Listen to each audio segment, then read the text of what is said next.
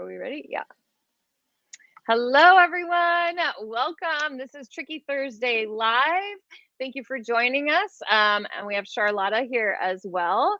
And Hello. if you're seeing this, please do give us a like, because that helps YouTube let everyone else know that they're interested and maybe they want to join us as well. Please let us know if you're here in the chat. We love chatting with everybody live.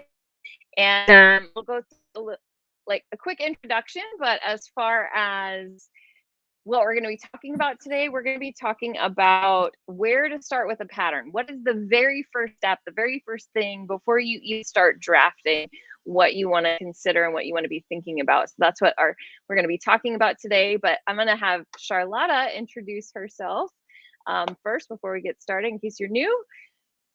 Hello, so I'm Charlotta. I'm a pattern cutter and designer, and I'm really passionate about vintage inspired design and just helping people draft their own clothes, because both Trisha and I know how fantastic it is if you can wear what you make and everything fits you perfectly and is to your style. And what we're talking about today is really important, because there's nothing worse than having an idea in your head or seeing something, and when you either don't know how to get there and make your clothes, or what you make doesn't match your idea. So we are now talking about how to make your design dreams a reality, like how to actually sit down and work out, and then it will make everything else easier and faster too. Yes, absolutely. And Charlotta, if you guys don't know her already, if you're coming, this is on my channel this month, but she does a fantastic job. In fact, that's originally what drew me into Charlotta's content. And she's always starting with this because it is such an important part. So I'm really looking forward to that. So, and also if you're joining us for the first time, we do these lives once a month. Charlotta and I flip back and forth, whether it's on my channel or her channel. So if you are not already subscribed to Charlotta's channel, you can find her at Charlotta Pattern Conic School, and I'll add the link in that description. And then please subscribe if you're not already subscribed to me. I am so close to meeting my 1,000 subscribers. So we're kind of in a like, oh, can you help us get there? But Trisha, you should tell people about yourself, because yes, I was going to do that. So my name is Trisha. If you're new to me, if you're coming over from Charlotta's side, I call myself your pattern nerd friend, just because I love pattern making. My handle here and over on Instagram is Creative Costume Academy, and I just love the power that pattern making gives us to be able to turn our dreams, our ideas into reality, and also understand more about how to make clothes fit the body better. I can't learn enough about it. It fascinates me all the time, which is why Charlotta and I kind of have become friends over the years, just because we both kind of love that same thing. We love the power that it does. My background is more from theater and costume making for big theatrical productions, as Charlotta's more fashion. And it's all about get it done quick, get it done fast, has to look exactly right, fit exactly perfect. And I help people. We both teach pattern making online to our students, and we love sharing about it and passing along this knowledge and power so that you are able to do those things too. But yeah, today what we're talking about is, oh, hi, Kathy from ASG. I'm just noticing in the chat. Hello, everyone. First of all, before we dive in, thank you, everyone, for joining us live. We see a lot of people here. Thank you so much. It's so good to see you. From Missouri, we've got some from the UK, from Ohio, Arizona. Hi, Liesel. Liesel was the one who was really excited about this over on Instagram. She sent us a note. So thank you. Yes, I'm recognizing lots of names. So hello, everybody. Yes, and please, if you have any questions or comments about what we're talking about, please leave them in the chat. We are watching the chat. We like doing this live, so it's like we're all hanging out, we're all pattern nerding out together and learning your superpower. So yeah, this isn't us, just telling you about stuff. We want it to be an interactive thing for sure. But so the reason we get on so well is we both love learning, isn't it? Yes. So we're always learning. That's why we're nerds. So we're just passionate about sharing knowledge, learning from each and other. and learning the different ways that we can look at like similar things, and also, you know, US to Europe differences, and theater to fashion differences. I mean, even though we love the same thing, I mean, there's lots of different ways of doing different things. So yeah, I love it. And we love hearing from you guys too. So there's no has to be this way in this in this relationship. No wrong questions either. Yes. So do you want to start us off, Charlotta? I just feel like I just love how you attack this. And I want to say also, before we dive in, that if you're new to pattern making, and you're like, how do I get started? Where do I even start? That's very common. We hear that a lot. And that's why I think it's so great that Charlotta does a lot of content on this, and really analyzing it as the first step. It's something for, if you have been making patterns or you're familiar with pattern making, it's something that becomes second nature, that honestly, until I saw Charlotta doing a lot of it, I'm like, oh yeah, I do that too. As it's something you need to start with before you can really even dive into what you're doing. And it's going to help set a lot better along the way as you get further into the draft. Yeah, and I also think it's something like we do most in our head. I do it visually. Right. It's yes, easy. exactly. But it's also something I think you learn very much when you study fashion or costume and you work. Because I think when I started out making clothes, I always used to go to the shop, see an amazing pattern or something, in the, you know, like a magazine, and think, oh, I want it, and don't know how to get there. And it's also quite often not actually what you really want. You just like that person rather than you. Right. Yes. Yes. So you're right. It's a really good way of working out how it works, but also actually while you work through it, you must think, oh, I hate that sleeve on me. What am I doing? So it's planning, and it's also evaluation at the same time. So you can change it to your own design, but it just makes everything so much power. Yes. You don't end up with your trial or with your final garment and suddenly thinking, oh, never wasted week. And so what I'm going to sort of later on, after Trisha let us know her process, I'm going to dive in a bit more deeper. But my main sort of rule I do is the 3 steps of analyzing, which is to look at the silhouette. So this is it your normal bodice block? Is it bigger? Is it more contoured? What parts are bigger or tighter? And that's the main point. And that's also the drafting process you do. So I go through it how I would draft, because whenever you change your garment, you first of all need to get the fit right, because it makes no sense to draft a beautiful collar and you put it on a shirt and the shirt doesn't fit you. So it's always first of all silhouette, the fit. And then once you've done it, you go into the garment and you do all the designing stuff. So that's playing around with darts, but also adding design lines. Do you have yokes? Do you have gathers, pleats, all that sort of stuff? And then the final step is all the details. So that's when you really get down to the button stand, pockets, and you just work out what size they are, where they are. And you can either do it all at once, just quickly probably, but then you can also actually draft the first bit first and then revisit, so you could actually sort of and add in later. Do it step by step with your drafting. But how do you work, Trisha?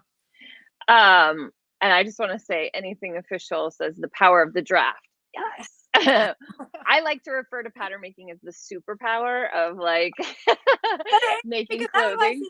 You just like, you're either at the mercy of the pattern company, right, or you never actually get there because there's something beautiful, but you're not sure. Yeah. So I'm curious to hear more of how you get started, and I will preface this with, I didn't really realize that I did this step, because I guess I didn't realize it because it was just part of the job. Like I said, my experience is making costumes with theatrical production. So I am not a designer. I don't label myself as a designer. I consider it, for layman's terms, like to be the figure it out girl. You know, I work with designers, which is a common misconception for what a pattern maker is, what a draper is. So a lot of times it's not me dreaming up what I want to make.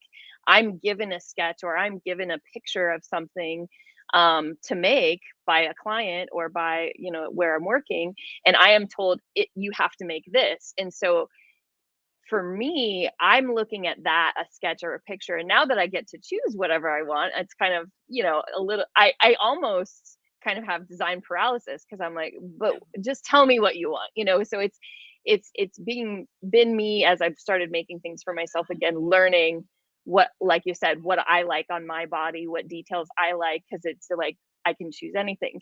But when I'm being given something that I have to follow that exactly, that's my job. That's when I would meet with the designer or whoever I'm making this for and talk with them and make sure, because what I see in a sketch or a picture may not be what you see in a sketch or a picture. And that's something that's important to remember as well. When you're the pattern maker, when you're the one making that pattern, you can make it. I always say that you're the boss, right? You do what you want, and we have the power to figure that out with the skill of pattern making. So when you're doing it for someone else, then you need to make sure, this is what I see. Is that what you see? That kind of thing. So that's just been a natural part of how I've had to create things for work. So I think when I get to do it for myself and I find a picture of something that I like in a magazine, or I find like some inspiration of a couple different patterns that I maybe want to mesh together the details of, that's when I start. So that's what I'm looking at. And you're right, silhouette. So I guess my mind goes, and sorry, all over the place. Let me start over. Another thing that I do is I analyze people. You'll notice if you're new to pattern making and this hasn't already happened to you, I hear it from my students all the time. You'll start to notice that you watch people's clothes more. And I mean, like when you're watching TV or watching movies, when you're watching people walk down the street, as you learn more about pattern making, you're constantly like, oh, that's a bodice that I could do this, that, and the other thing to achieve that shape. So I'm doing that all the time, analyzing people's clothing and trying to like figure out, what would I start with? What would be my first pattern that I would start with to alter and tweak and change it to achieve that look? So I am looking at the silhouette in the fit, but I think in a different way, because in theater, like I said, everything is due yesterday. So I'm like, what pattern do I have in that size that I can start with? Or is it a sloper that I'm starting with? So that's where my brain goes first. And like I was going to say, that was one of my shortcuts, is to actually, what I do quite often when I see something now is I think, oh, which garment or which pattern do I already have? Which yes. For industry would be reusing it, but even for yourself, think, which garment do I have which is similar? Can I cheat? Yes. Can I take time? Because and the answer is always yes. You can always cheat. Please cheat. There's no cheating as long as you get what you've desired, right? So that's kind of how my mind works naturally. And then when I'm really diving in and I'm like, okay, I think I have something that will work, that will start. And then I start to analyze, what am I really looking at? Like, and then what I do is I make a list off to the side. I'm like, I want a tall waistband, because I just made some high-waisted trousers. So that's what's in my mind. But, I'm going to start with a basic pant block, and I want to add, what are the details that I want? I want to add pleats. I want to have a high waist. How high do I want my waistband? And I start making myself a list of things that I want to achieve with that pattern. And you're right. Like sometimes I'm like, do I want a welt pocket or do I want a patch pocket? And maybe I'll make the toile or I'll make the mock-up and see it on the body before I decide those further details. And sometimes that's the element, or that's the thing that's drawing me to that, and everything else is kind of decided around it. But so for me, I make a list, and if I'm given a picture, I'll do a Xerox copy or a printout copy of it, or if I'm working off of a sketch, and I'll draw in, like, emphasize seam lines, emphasize like, what is that sleeve? Is there a gather at the top? Make a list of details. But I think that's different than how because you usually sketch it out, right? Is that usually your process? Yes, I think that's just because it works quite well, because you can talk through it. But also, I was quite lucky because a lot of fashion design courses are very much just about designing. You don't get to make things. Yeah. And because my University, which is St. Martin's, was very much aimed at you start your own label. And for that purpose, if you're a small London label, you need to do everything. You are basically designer, you're the pattern You're everybody. you're the machinist and the marketing department. The machinist, is that what you call the people who sew machinists? Yes, what do you call them? Stitchers. Oh, so stitchers. Yeah, that's interesting. Yeah. I didn't know that. See, we learned something. This is what I love about talking with Charlotta. Yes, is it a technician or a machinist? Technician or machinist? I have heard, I've looked this up before, because in the online sewing space, like the home sew, the sewist is the very popular, or sewer. Yeah, I can't pronounce it, so that's an awful name for me. It's like the one word. I've been in the UK for 20 years. I really struggle to say sew. Is it all right? Yeah, but I want to say something else. So yes, so I try to say stitch because. We'd love to know, what do you guys say? What do you call people who sew? A seamstress, but then that's gender specific, I feel. Whereas stitcher can be male or female. Yes, dressmaker. Dressmaker, yeah. I've heard tailor. Yeah. People call themselves sewers, but that's always spelled the same as a sewer. So yeah, that's why I don't like that one too. Yeah. Sewist, Annette is saying. Sewist, yeah. Yeah, that's the one I didn't learn that until I came into the online space. But I've looked it up. I think here in fashion, machine operators, sewing machine operators, which I'm like, that's true. Yeah. They're operating the machine. I quite like technician as well, because quite often they don't just technician, do they do so much more. And a good machinist or technician knows everything, isn't it? That's a sort of person you have to treat with respect. I think also technicians quite often, like you have a print room technician, then you have a sewing room technician, that sort of thing. Yeah. But I was going to say, we'd love to hear what you guys think in the chat. But yeah, go ahead. I'm sorry, I interrupted you. I just wanted to, I hadn't heard that term. I had to know more about that.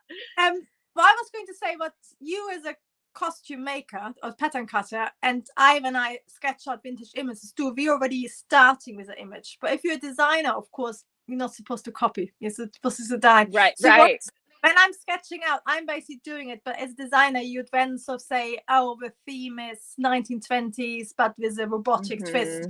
And when you start sketching, okay, it's an A-line dress, but then you do 20 versions of it. And when you start adding a yoke, but you do 20 versions of this. So that's, in a way, if you have a really good design you like, that should have already gone through the process. But when you're starting with a design, a bit you're saying like you're highlighting lines and you're asking the designer what's actually happening, you can start doing it again. Make sure you say, oh yes, I know I want an A-line dress, but what sort of yoke do I want? And you could sketch out 20 yokes. And what my students do, which I love, is they're taking photos of themselves, like in a and draw on. Oh, that's a great idea. And then you can copy out your silhouette or photocopy yourself and sketch on yourself. So like, this yoke doesn't actually suit me at all, or I can't have gathers because on my bust line it doesn't look lined. So, but you can actually do some of the designing as well when you're making your own clothes, before you commit to drafting and fabric. So that is such a great idea. I mean, it makes perfect sense. It's kind of a cheater, a croaky, right? Yes. Again, it's always about saving time and money, isn't it? Absolutely. Time is money, people. Wow. Yeah, I really like that. So we have Robin saying, in theater, I'm a stitcher, but outside of that, I'm called a seamstress. Yeah, I thought you meant Seamer, so that's a great name. Seamer, yeah, that's an interesting one. Yeah. Cheryl, hello. And then I also saw Ria, I think, is also here. Oh, I thought I saw her up there. And I know her from and Kat is here too. I know a couple. I'm seeing some names from some Instagram friends have jumped over. Alyssa and Wendy and Claire and Laura, all my lovely people here. By putting other people as well. Sometimes people change their YouTube name and you just think, ooh. Yes, that's true. Or I hate it. Oh, no, not hate it, but I get confused on Instagram when people change their profile picture. Oh yeah. And I'm like, Is that the same? Oh yeah, yeah. I Okay, do that's know. her. Yeah, yeah. Oh, Ria is here. Okay. See, I think you changed your name. Oh, you said Oh, yeah, hello she's from Ria. Maria now. Yes, That's right what it is. now. And Lee is here. She's one of my girls too. And maybe I think we may share her maybe. Um, or maybe not. She's one of my girls.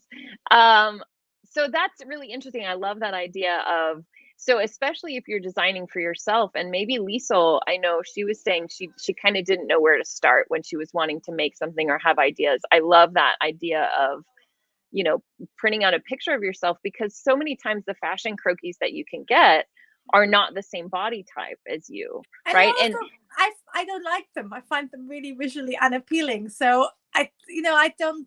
That's not how I the look. proportions are not Yes, so they usually just like sort normal, of. so you can't Yeah, tell. yes, it's they're They're so snooty, those actually, croquis. the best thing would be to find a photo of yourself where you're standing at you, Yeah. but you actually like how you look, because when you are drawing on something which makes you happy, it's that sort of thing. Like, I looked great there, and so you can draw on that, and you know how it looks like, rather than like somebody's, yeah. But it's Well, and that's probably a good idea too, that we should mention is, especially if you're designing for yourself, you know, look at the clothes that you feel really good in, you know, that, and maybe try them on, maybe take pictures of them, or look at pictures of yourself where you're like, I do look really good in this picture. Why is that? Like, what am I wearing? What about what I'm wearing is flattering on my body? And maybe kind of finding those elements that accentuate the parts about you that you really love, yeah. and starting there. One thing I do still, and it's a really common thing with fashion students, and having taught fashion for a few years, it comes out, is that you get really overexcited, and you want to have Over everything design. on a Mm-hmm. garment, over design. And one of my teachers used to call it's like a journeyman table. Like in olden times, when you were a carpenter, you used to make a table at the end, and you used to put all your skills in it. So it's like 20 different details. And that can happen when you're making your own as well, where you just say, oh yeah, and this color is really nice. So actually think about what you wear. Do you wear big fluffy sleeves, or are you only liking them because you're seeing them on Instagram? And sort of like actually being quite standing back and evaluating, is it too much? Does it actually work for this fabric as well? That sort of stuff. Yeah. Oh, and Liesel saying, I like your idea of starting with a design dashboard. That is a very helpful tip. I might try this and see if it helps with creative direction and starting a project.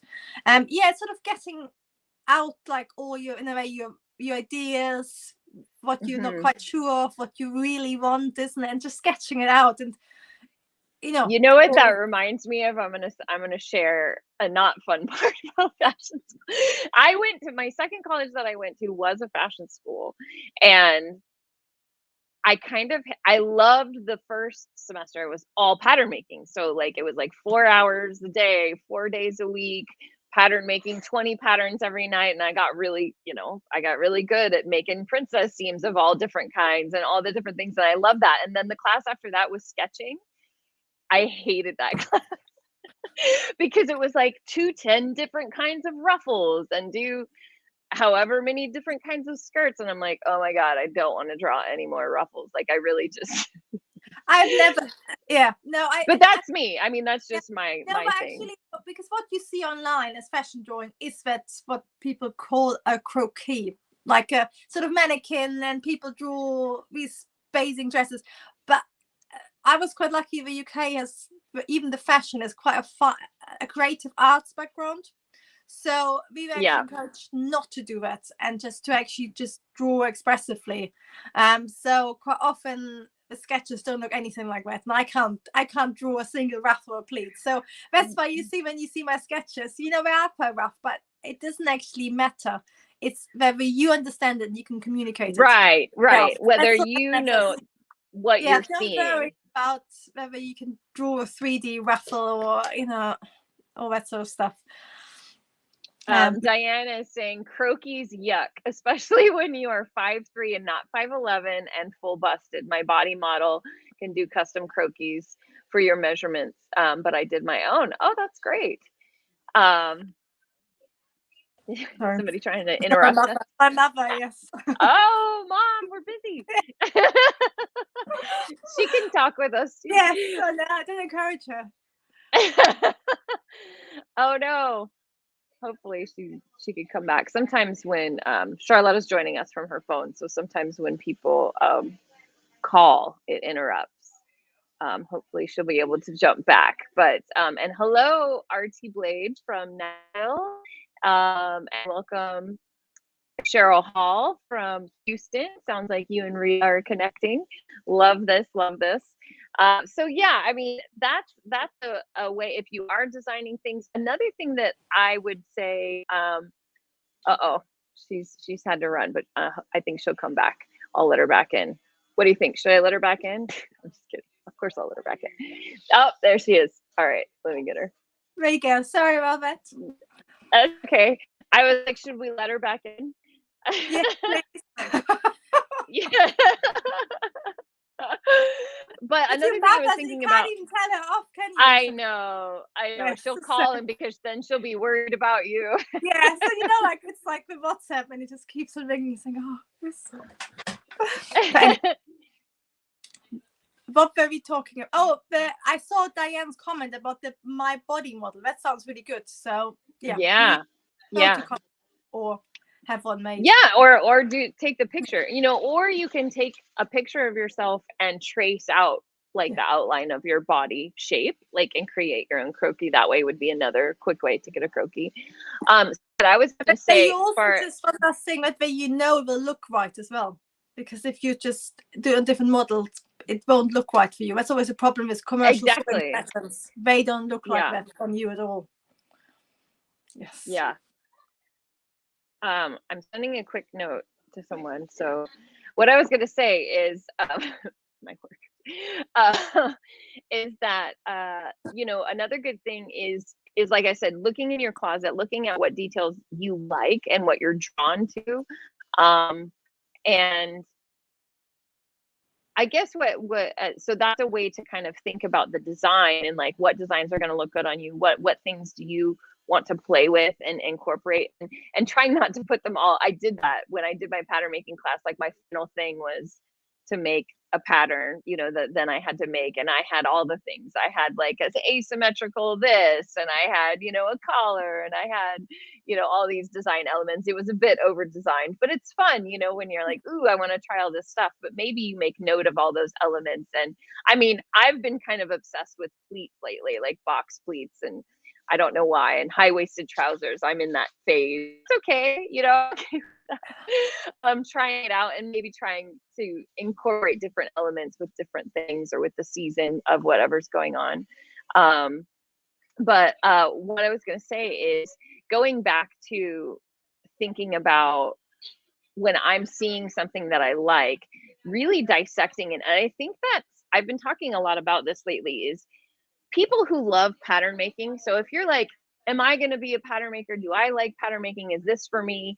I really am finding the common thread between people who really love pattern making and what it is about us that really gets us excited is that it's like a puzzle, right? It's like looking at something and going, what does that shape look like? And enjoying that challenge. And knowing that it's not going to maybe be perfect the first time you try it. But by testing out things and trying out different shapes, and the more you do it, of course, the more you learn, and it's going to become more instinctual. But it's through that process of trying out different shapes and then sewing up your toile and seeing what it looks like that you learn what shapes create what things on the body. And so if, have fun with it. Don't I always try to take the seriousness out of making a pattern. That's the great thing about making a toile or making a mock-up is that you're going to be able to see those things on the body. It's really hard sometimes, especially when you're doing flat pattern techniques, when you're not draping, and sometimes a design will lend itself more or easier to drape on the body. But when you're seeing it flat, sometimes you're not really sure, but that's kind of part of the fun. You're like, is that a regular sleeve that's spread at the bottom? Like and I kind of go with different elements. And I did a post yesterday where it's like the way that I teach is we start with the 3 basic rules. Really, every design and every pattern can go down to 3 basic rules. Did you move a dart or create a seam out of something that already exists? Did you add extra fullness? Did you add to the silhouette beyond what is already fitting the body? Or did you contour it and make it tighter and fit it more to the body? And as long as you really understand those 3 things, it really, as crazy as you want to go, it really comes down to understand how to implement those 3 things. So that's why I start with those core things. And this is my thought process, that then you can start thinking. And that's why I say when you start learning, you're going to start to see clothes differently. You're like, oh, that is a bodice, but they moved the dart over here and they turned it into a pleat, and then they added gathers at the skirt. You know, you start to think about what did that shape, what can I trace that back to? I mean, originally, if you can cheat and start with a pattern that's already close to it, but let's say, and that was a question I had for you, Charlotta, do you I mean, if you have a pattern that's close and you can start that way, but do you often, is that your go-to? Like, do you originally go to, what do I have that I can start with? Or do you typically go to your sloper to start? It depends. If it's like a normally fitted dress, but if it's more about the design lines and stuff, then I probably should start with my sloper because it's just as fast to do that. Right. But if it's anything where it's bigger or tighter, quite often it's easier to start with a design. Yeah, it's sort of like, it depends whether I'm feeling, because it's quite nice to actually work from your basic block or sloper and actually work out how it actually looks. And it also makes that way you're not sort of seduced by using things from your old design. You know what I mean? Like right, using different if your elements. old design I can see that. has a line that you might just keep it, rather than actually, I quite like the blank slate where you can just, again, you can just experiment, because I think what we also all have in common is we don't really like rules. We sort of want to make our own. This is true. We're rule breakers. I think that goes with sewing in general. Yeah. And the problem solving thing is also a common thing. When you sew, you know, you're always, that's why we love our seam rippers, right? But we are kind of rule breakers. We want the thing, but we want to make it out of the fabric we want to make it out of. We want to add a pocket maybe where we don't, where that pattern doesn't have a pocket. We are rule breakers. So you're right. I think that is a common thread as well.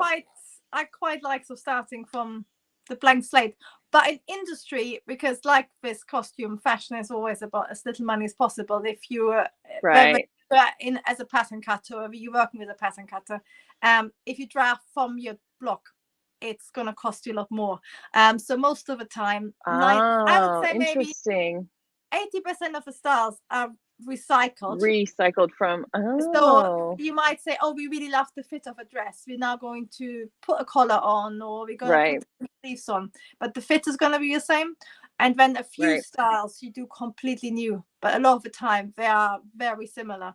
And that's, you can even spot it in shops where you think, oh yeah, that makes sense. I love this dress because it's similar to last year but slightly different fit. And it could be as well, because that way you can go back to the same shop and, you know, the dress I loved last year, still the same fit. It's gonna fit a little different because it's a stripe instead of a floral, and it has you know, a big collar or something. That's true. That is an interesting point. Yes, so similar to sorry. We have some interesting conversation happening I wanted to point out, but Diane says, but your custom croquis will shatter all of your illusions or give you new creative ideas that will work better for your body. But that is funny. I'm new to sewing and don't know anything. What is a croquis? Great question. That's a great question. Thank you for asking that. So a croquis is, when you've probably seen them before and not known that's what it's called. So when you see people designing fashion or drawing out a sketch, you often see the silhouette of a body that they're drawing that garment onto. That silhouette of the body is called a croquis. Yeah, I think we call it a silhouette. A silhouette? Is that what you call it? Yeah. I love always learning the different terms. Machine, that's a new one for me today. And no rules, Annette says. That's right. Lisa, Liesel is saying, yes, it is weird that I love to look at the inside of clothing as much great as I point. do and wonder how they do that. Would that be considered a pattern nerd? Definitely. So I think that's actually how you learn the most. And I still Absolutely. love it.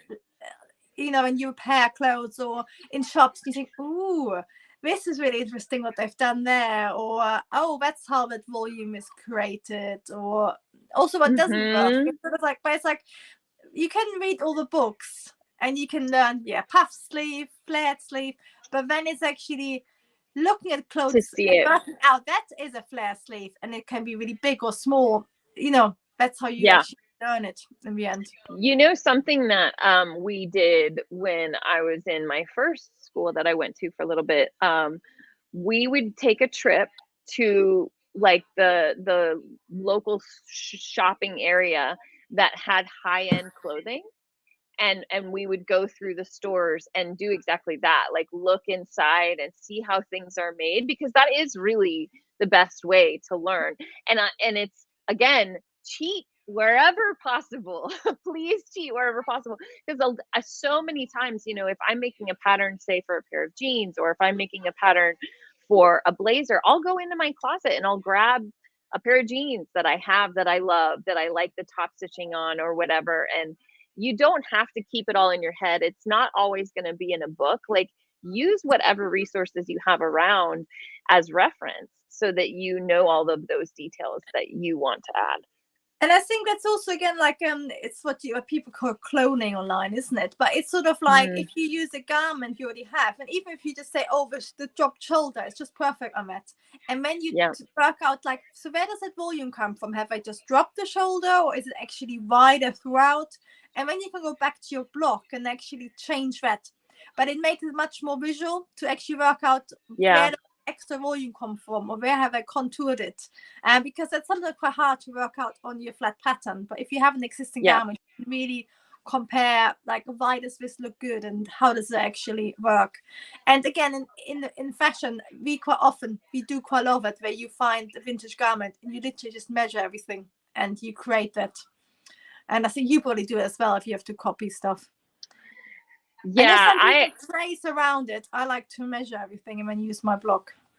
I do a combination of both. We do actually have a class in the Pattern Place, which is my private community. We have a copy off class, and I've done a Tricky Thursday about it as well, on a quick little tip. It depends on the garment, but yeah, typically I will trace or use, you know, I don't do the rub, because you can either lay a paper over top and like rub off the seams. I usually will have the paper underneath and use like my needle wheel, and then if it's really thick, I can use an awl or a safety pin to like give myself a dotted line. But I always, and the number one rule with copying something off is to check the measurements, because fabric is unreliable. You know, it's wiggly and it moves. Yeah. So you always should check your measurements for sure, and check the balance, and like follow pattern making guidelines after the fact. And I can see how maybe it would be easier to start with a sloper or a block. I quite often do a mixture of both. Like, for example, collars are really nice if you trace them, because that way you get exactly the curve for the fit. And then even when you're tracing stuff off like that, even if you are tracing it off, rubbing it off, whatever you're doing to copy that pattern, which is a great way to start. When I make costumes for clients that I don't have pattern, I've never made costumes for before, instead of like drafting a whole new sloper, I rarely draft. I love drafting, don't get me wrong, but it takes time, and then you still have to tweak and make sure it fits on the body. Everything due yesterday. So if I'm working with a client that I've never done anything with before, and say I'm making a pair of pants, I'm like, do you have a pair of pants that you like? And then I will copy that. And I know I'm going to at least get close. I mean, we'll still try to do a fitting at least once, but I know with copying something off that they like, it's the closest thing I'm going to get, even because it's closer even than drafting from scratch, because even then, you know, you still should do a fitting afterwards. In my opinion, you know, that's the way I cheat at work all the time. But there's something that there's a comment from Diane that I want to mention, but we should also really talk about something important, and I keep thinking of it and then forgetting it, but so I want to say it before I forget again, is fabric. Yes. Your fabric choice makes such a big difference in the outcome of your garment as well. I'd love to hear what you have to say about that. But first, Diane says she lives in Midwest Iowa, and I find it difficult to even find ready to wear clothing that I find interesting, boring stuff. For sure. I totally understand that. My favorite thing to do, and this is not really on topic, but you know, maybe make it a thing, like when you're visiting family or you're traveling for fun, like to go through shops that you're not even planning on purchasing from, and analyze some clothing and get some interesting things. But I always like to go to charity shops and thrift stores when I'm traveling. I think Get it's some also, really fun treasures for inexpensive. yes, and I think because how fast fashion now works, it's like 90% knitwear, and you know, knit and cut and sew, and it has to be so quickly made, like you can't get that many details. So yeah, so thrift is where you, like, even if you're not vintage, if you don't want to go for vintage, the details are really interesting. And because clothes used to be so much more precious and more expensive, you can see like so many more interesting, especially in woven details. And what I also like about old vintage clothes is that quite often, rather than having a big factory where everything is perfect, it used to be sent out and made by piece, so you get more home friendly finishing techniques, because you can't, you know, a Chinese factory will have like an amazing finishing machine which does like sometimes I'm like, how did they do that? And then that goes back to that, like, what is the challenge? Can I make it exactly that way? Or I'm like, that's stupid, I'm not gonna make it that way. But if you look at like old, even like designer clothes, quite often sometimes the zigzag stitched, and you think like, there you go. Yeah, I could do that. You don't even need an overlocker or anything. Yes. There was something you said that made me think about it. Yeah. It's gone. But yes, we should talk about fabric. Because fabric was on my list as well. And I think that's sort of one where you can either start with a fabric, and then that will influence your design. You pick your design, or if you have design you really love and you go fabric shopping, you might have to reconsider your design or pick the right fabric. True. But it's sort of thinking like, if the weight of the fabric is slightly softer or lighter, you won't get like a really, like if you make a pair of jeans, like it will look really different. It's a heavyweight, no stretch denim, or if it's a thinner denim. So do consider it, and you might have to tweak things, and you know, maybe for example, if you're using a thinner fabric, you might have to add more volume. If you're using a thicker fabric, you have to use less scabbers and stuff. So don't like often like you go back and you tweak stuff. It's sort of like, it's always in flux, isn't it? Yeah, it is. And I think that going back to what we were saying about, you know, I find this common thread with pattern makers or people who really love pattern making is, it is a challenge. It is a puzzle. It's something to try and figure out. And if you think about it in that way and have fun with it, you know, it's if you try something in your toile and it doesn't come out exactly right, don't, you know, I want to encourage you not to beat yourself up like, it didn't work, you know. That's part of the process. It really, really, really is. And that's why we encourage you to do a toile, to do a mock-up.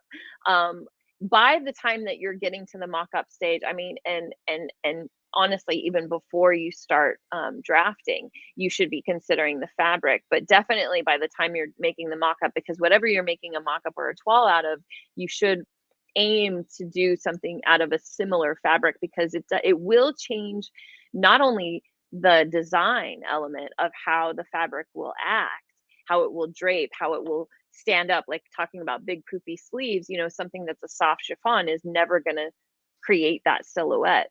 And it's always, I know it's harder nowadays to find actual fabric that you can touch and feel, but if you can like hang it and see the drape of it, maybe crumple it up and like start to create shapes with it, even in the store, to see, you know, is it going to be possible for the design that you are envisioning? And then trying to find a fabric that has, even if it's not the exact same fabric, but has a similar hand to it, you know, it's going to act in a similar way, so that you can get that feel, because it will make the design look differently, and it will fit differently as well on the body. I was listening to a podcast the other day, the Social Hour podcast, which I actually I did an interview as well, and I was listening to Raven Marine, her interview the other day, and they were talking about this, how she made the same exact pattern, a commercial pattern, and she made one out of like a really light cotton lawn, and she said it just like it would just glide over her body and really just kind of rest on her body, and it was really flowy and very comfortable. And then she made it out of a more heavier weight, a heavier weight cotton. It was still cotton, but it was a heavier weight cotton, and it had like a cutout in the back, and she said it would kind of grow a little more just because of the weight of the fabric. It sat on the body differently. So that is a big element for when you're thinking about the design and when you're considering what fabric to use. Yes, no, totally. It's sort of like and it's quite hard with online shopping because it is. You can look at the thread count, but I find it really tricky, and quite often you sort of get disappointed when it arrives. But what I want to say, you can of course always cheat as well. And Trisha and I do love a bit of iron-on interfacing or interlining. So it's had to do that several times. It's too heavy, but if you have something which is a bit too soft or drapey, you can use sew-on interlining. You can interface it. You have lots of options. You can flat line it, or that's right. What do you call it? Mounting. Yeah. I love it. That's my favorite part. So it's sort of where you can say you can sort of cheat again as well if your design doesn't quite match your fabric.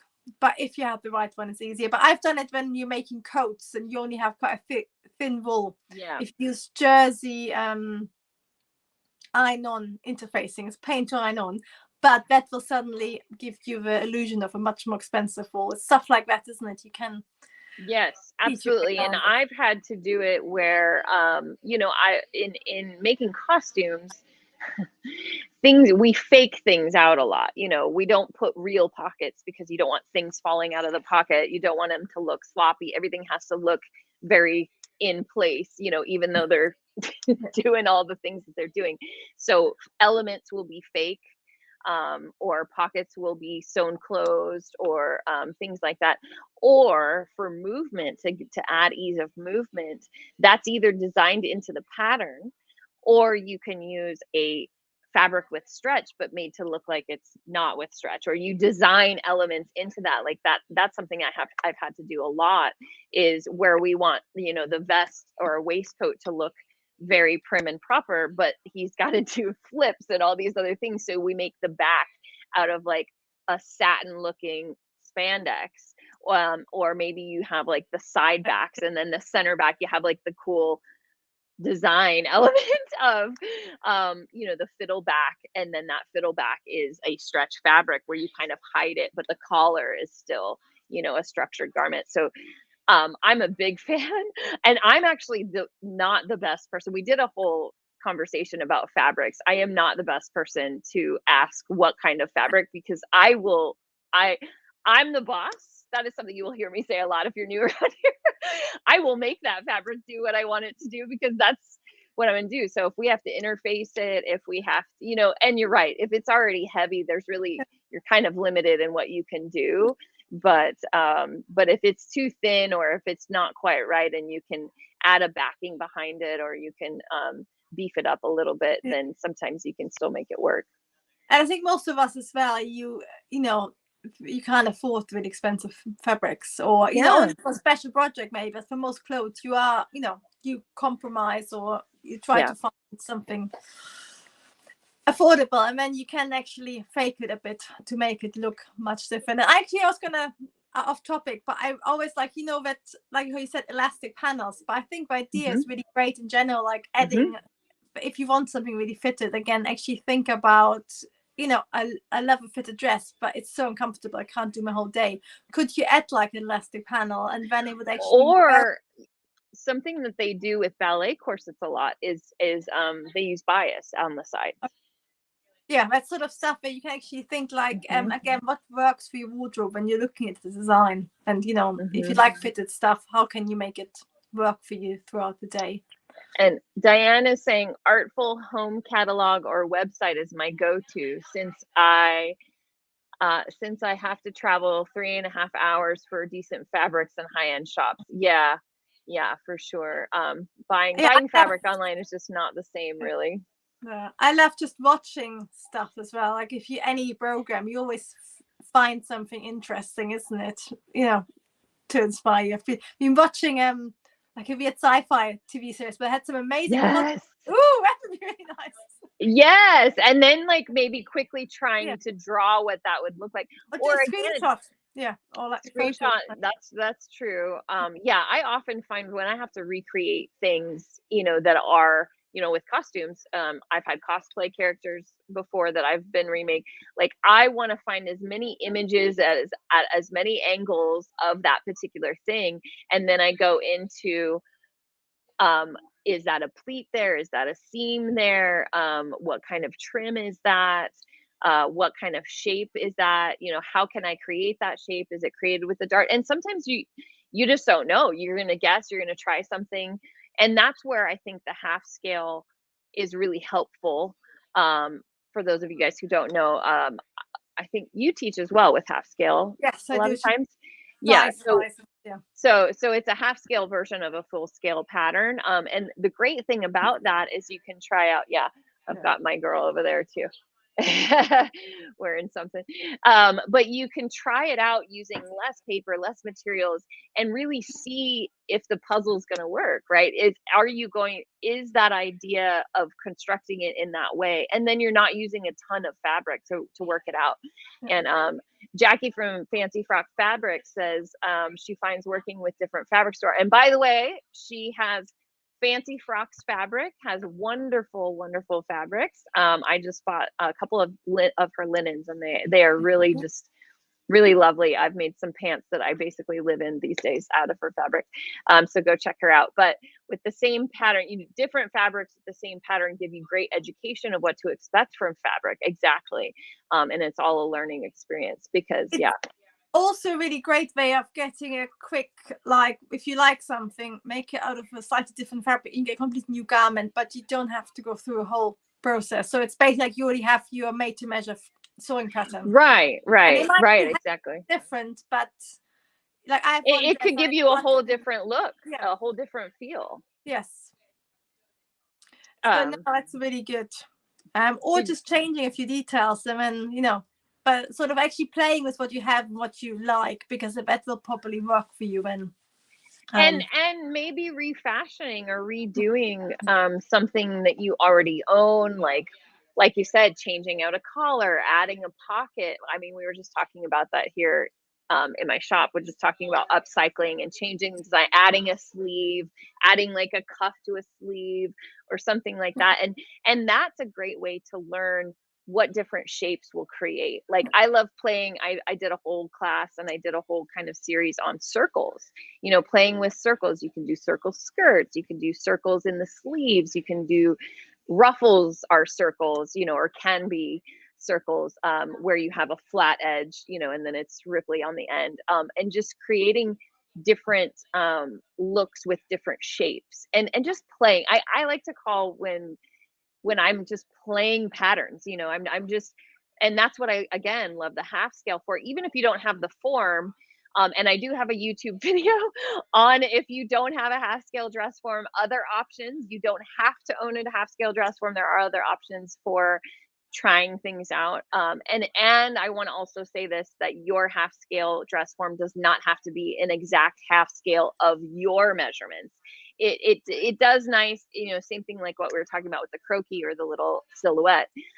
It is nice to see the proportions of that, but just for testing out, like if I make this shape of a sleeve, or if I put this dart in this particular way and sew that dart up and do it that way, is it going to create this shape? Sometimes it's just a matter of like, what shape am I looking for to create the end result that I want? Because all of pattern making basically is taking a flat fabric or a flat piece of paper, and what do you do to manipulate it? Where do you pleat it in? Where do you seam it? Where do you add more to create the silhouette that you're trying to create to fit a 3D form. You're turning something flat into something that is 3D. And what do you do? And then the material that you're working with will dictate different elements of that too. Yeah. Yeah, I think like just like half scale is just great for actually going through it quickly and think what order I should do. Does it actually work? What I thought would work and stuff like that.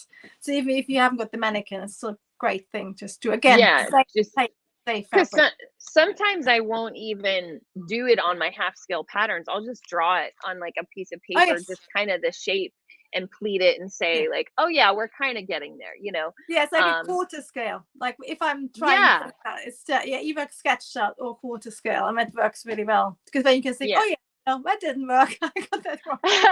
Yeah, that's not gonna work in the way that I want it to. That's not gonna create the shape that I want it to. So that's another idea. But I think that no matter what, like really either sketching it out on a croquis or looking at pictures of things, and just really before you even begin, before you even pull the patterns out, and looking for where to start, really looking at what each piece is. That's another thing is like, when I'm making my list is I'll say, okay, this is a bodice with one dart at the side bust. I have a waistband.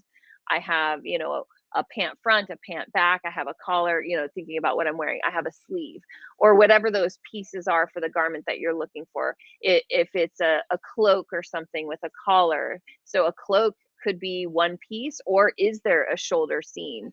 And, you know, and thinking about what different pieces you think are going to create that. It's all a puzzle. Like really, that's how I think about it. It's like, how do we solve this puzzle and enjoy? And I really honestly enjoy that. I think Charlotta, you enjoy that too. And it seems like the more people who I really talk to who just love this art and love this power, it's like that's the part that we get a kick out of. Yes, I think it's in charge, isn't it? Rather than being presented as a sewing pattern or, you know, something in the shop. You actually understand how it all got together, how it works. Yeah. You know, it's like reverse engineering, you know. It's like, I figured it out. I know how you did that, you know, and you're like, yeah, I did it, you know.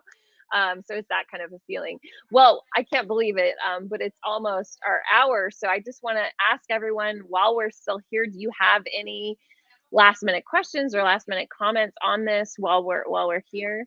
Or have you got any suggestions? Because we have, we know we're going to do for the next 2 months, but if you have any suggestions you would like us to copy, do let us know in the comments or send us a DM or email. Any particular subject that you'd like us to chat about. I mean, we're always happy. Anything having to do with patterns and sewing and fabric. And we thought about, you know, learning how to take measurements would be a good topic for us. We also are trying to get some more of our pattern making friends to join us, and maybe have even a more discussion. Yes, that'd be lovely. Yes, so do let us know, like spread the love, and we will be back with some Instagram lives as well. Yes, more informally, which is always lovely. Yes. So while we're seeing if anyone has anything to add, we will probably do an Instagram live. So some of our friends who are here know where to find us on Instagram. So it's Charlotta Pattern Cutting School on Instagram, your handle. Yes. Oh my God, I'm so awful. Sorry, I'm so awful at this. You know, some people are very smooth. I'm not smooth as slick. It's Charlotta, it's Charlotta _ Pattern Cutting School. Yeah, and you can find me at creative.costume.academy over on Instagram. So we're planning on doing we did virtual frock tales where we're going to wear something that we've made. We invite those of you up. I think Annette joined us last time. I think it's the same Annette. So we will be asking people if you want to join us and talk about what you're wearing or what you're sewing. And it's kind of more of a hangout situation. We think we're going to do that. Kat saying she's recommending us to other sewing groups on Facebook. Ooh. Oh, thank you, Kat. That's lovely. I love that. So please join us for that. That we're thinking, we don't know, but we're thinking maybe the 5th of September. This is our usual time, the 3 p.m. Eastern, 8 p.m. UK. So if you want to join us for that, and yeah, so either here on YouTube or over on Instagram, you can learn more about both of our programs. We both teach, we both offer more in-depth training if you're ready to dive in. I know a lot of our students are here already, but we do these chats once a month, usually towards the end of the month. We'll flip back, so next month it will be on Charlotta's channel, and then the month after that it'll be back to mine. So you should, if you love this kind of thing and you love hearing about this kind of thing, please do give us both a subscribe and turn on those notifications so you know where all the party is happening. But thank you guys so much for joining. We really love doing these chats, and we'll see you next time. Yes, All right, thank you so everyone. much for joining. Bye. Bye.